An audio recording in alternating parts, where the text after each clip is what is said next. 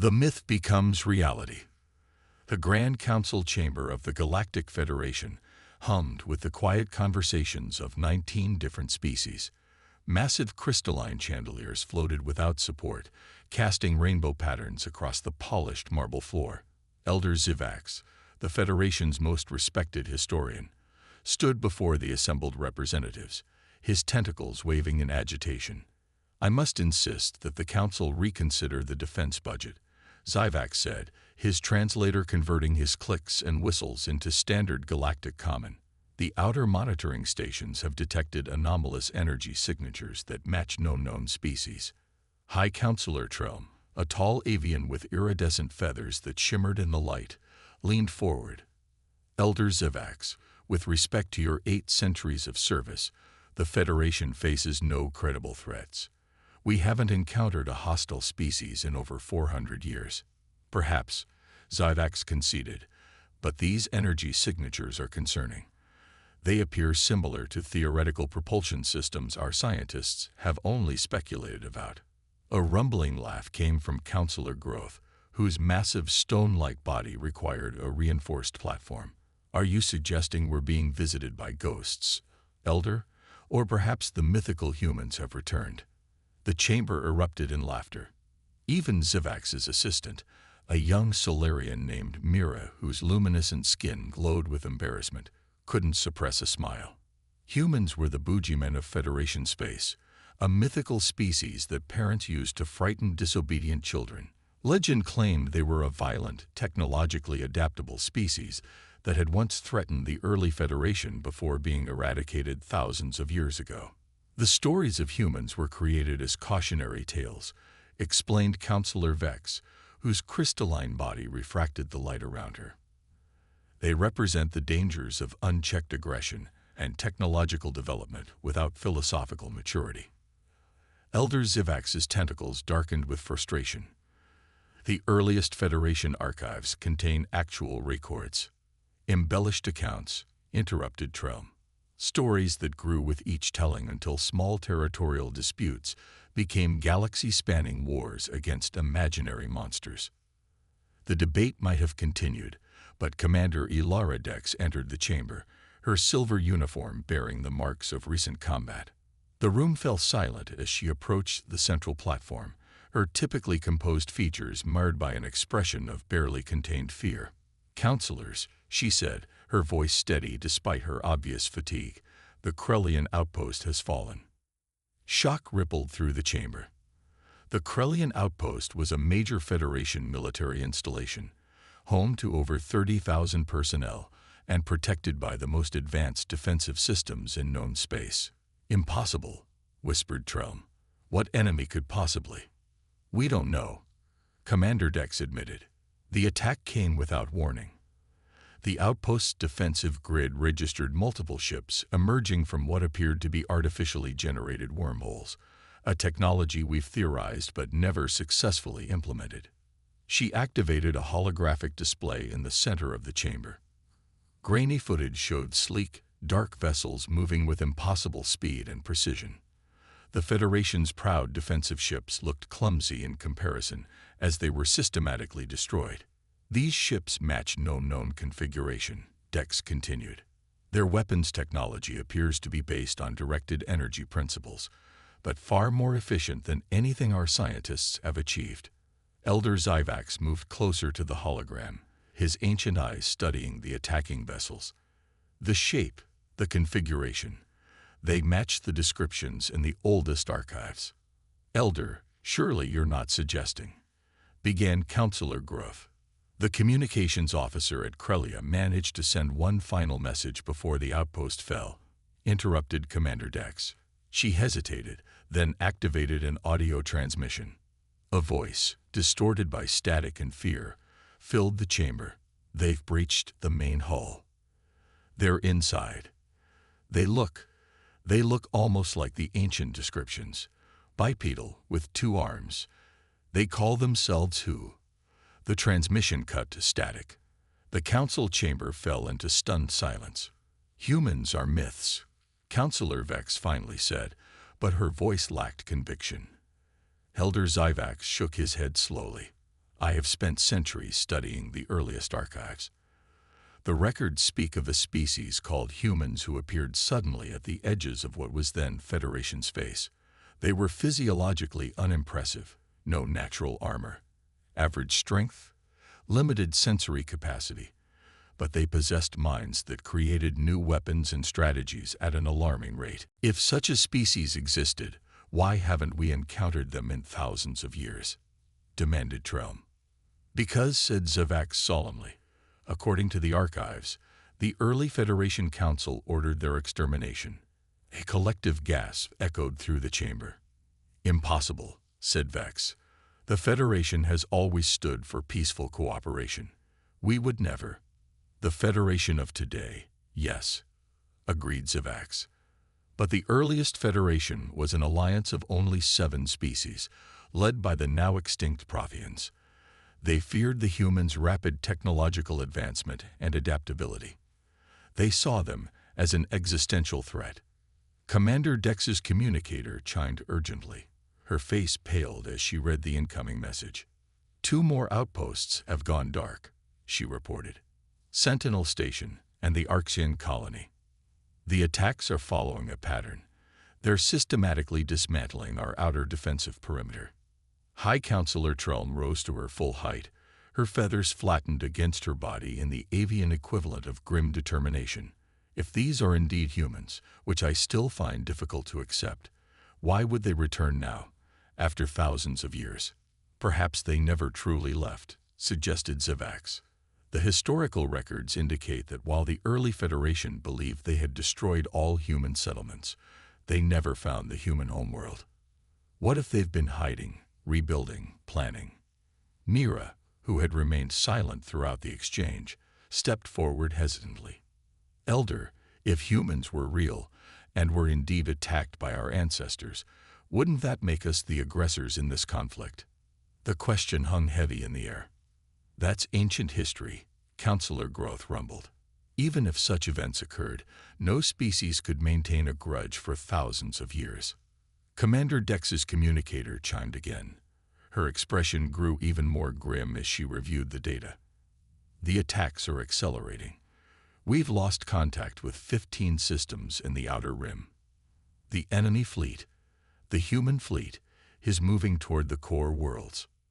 We need to mobilize every available ship, said Trelm. Commander, contact all Federation military vessels and direct them to defensive positions around major population centers. With respect, High Counselor, said Commander Dex, our intelligence suggests the enemy fleet outnumbers our forces at least 3-1, with technology that seems centuries beyond our own. A conventional defense may not be possible. The council chamber erupted into panicked discussions. Elder Zyvax moved to stand beside Commander Dex, his tentacles now a pale gray, a sign of deep distress among his kind. In the archives, he said quietly, there are mentions of a human trait that the early Federation found most disturbing. They called it spite, the willingness to accept tremendous personal loss to ensure an enemy's defeat.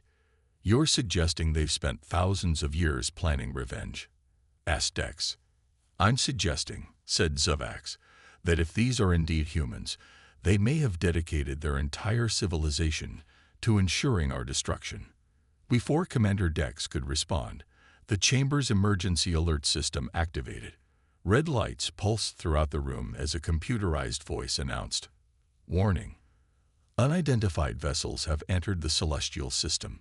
Estimated time to reach Federation capital, 6 hours." The celestial system was home to the Federation capital world, Harmonia, a planet that had never known war in its 9,000-year history.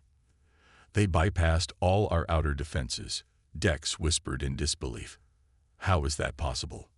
Elder Zavax's translator struggled to convey the complex emotions in his voice as he replied, because they've likely been studying us for centuries, Commander.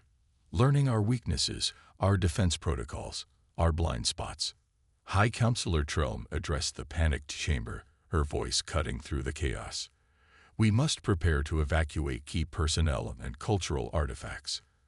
Commander Dex, deploy all available ships to protect the evacuation transports. As the council members rushed to implement emergency protocols, Elder Zavax activated his personal terminal, accessing the deepest archives of the Federation's historical database. There, buried beneath layers of classification, he found what he sought: detailed records of the early Federation's conflict with humanity, including communications, battle logs, and most importantly, the original coordinates of the human homeworld. "Mira," he said to his assistant, "I need secure transport to the military command center. There may be a way to end this conflict before it truly begins." "How, Elder?" asked Mira, her skin pulsing with anxiety. "The humans believe we tried to exterminate them," Zyvax explained. "Perhaps if we acknowledge the sins of our past and offer reparations, they might be willing to negotiate. And if they're not..." Elder Zyvax's tentacles darkened once more. "Then the Federation as we know it will likely end today." As they prepared to leave the council chamber, a final emergency alert sounded. "Warning. Unidentified vessels have altered course and accelerated. Estimated time to reach Federation capital: 30 minutes. The myth had become reality, and now the Federation would face the consequences of its forgotten history. When legends fight back. The Harmonian sky, typically a serene purple, blazed with fire as Federation defense platforms exploded in silent, distant flashes. On the surface, panic had given way to resignation as citizens watched their supposedly impregnable world's defenses crumble. In the Federation Military Command Center, buried deep beneath Harmonia's capital city, Commander Ilara Dex stared at tactical displays showing the systematic destruction of her fleet. The human vessels moved with uncanny coordination, targeting communication arrays, weapon systems, and propulsion units with surgical precision. "They know exactly where to hit us," she muttered, watching another battlecruiser go dark. "It's like they have our complete technical schematics." "Perhaps they do," said Elder Zyvax, who stood beside her, his tentacles waving slowly in thought. "If they've been watching us for centuries, learning our technology." The command center shook as something massive impacted the planetary shields. Warning lights flashed across the displays. "Shield integrity at 46%, reported a technician. "They're using some kind of focused graviton beam we've never encountered before." Another impact. 38%. High Counselor Trelm entered the command center, her once immaculate feathers disheveled. "Have they responded to our communication attempts?" Commander Dex shook her head. "Nothing, Counselor. We've broadcast on all known frequencies, including some theorized from the old archives. They're receiving our transmissions. We can tell that much. But they choose not to respond." "Perhaps they're waiting," suggested Elder Zyvax. "Testing our resolve, or simply allowing fear to spread." Another impact rocked the facility. "Shield integrity at 22%, announced the technician. "At this rate, planetary shields will fail within 15 minutes." Trelm's feathers flattened against her body. "What do they want? If it's total destruction, why the methodical approach? They could have launched planet-killer weapons immediately." "The old records suggest humans had a concept called justice," said Zyvax. "Perhaps this isn't just revenge, but something they consider righteous punishment." The communication console suddenly activated, an indicator light blinking steadily. "We're receiving a transmission," said the communications officer, her voice trembling with surprise. "It's being broadcast on our most secure military frequency." "How could they possibly know that frequency?" demanded Trelm. Commander Dex's expression darkened. "As the Elder suggested, they've been watching us for a very long time. Put it through." The main display flickered, then resolved into the image of a being that matched exactly the ancient descriptions of humans. Bipedal, with 2 arms, relatively hairless except for the top of the head, no obvious natural defenses. This particular human had dark skin, short gray hair, and eyes that seemed to hold centuries of purpose. When it spoke, its voice was deep and carried an authority that needed no translation. "I am Admiral Thomas Chen of the Earth Defense Fleet. For 3,000 years, we have prepared for this day. The command center fell silent, every being present transfixed by the mythical creature on their display. "You know us as myths, as stories to frighten children," continued Admiral Chen. "We know you as the coalition that attempted to eradicate our species without provocation or declaration of war." Elder Zivax moved forward. "Admiral Chen, I am Elder Zivax, Federation historian. Our records confirm that a terrible injustice was committed against your people in the distant past. The Federation of today does not condone those actions." Chen's expression remained impassive. "We are well aware of the philosophical evolution of your Federation, Elder. We have monitored your communications, your cultural developments, your political shifts. We know you are not the same coalition that attacked us." "Then why this assault?"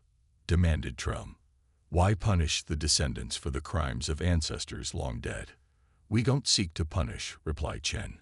"We seek acknowledgement, reparation, and assurance. For 3 millennia, we have hidden in the spaces between your sensors, rebuilding our civilization in the shadows. We developed technology that would allow us to survive undetected, always watching, always learning." The display split to show images of human settlements, hidden in asteroid fields, inside gas giants, and in regions of space the Federation had deemed uninhabitable. "Incredible," whispered Zivax. "They've been there all along." "Your ancestors destroy our homeworld and major colonies," continued Chen. "Over 7 billion humans died in a single day. The survivors, barely 2 million scattered across emergency outposts and exploration vessels, faced extinction. Commander Dex studied the human carefully. Yet you survived. More than survived, you clearly thrived." A faint smile crossed Chen's face.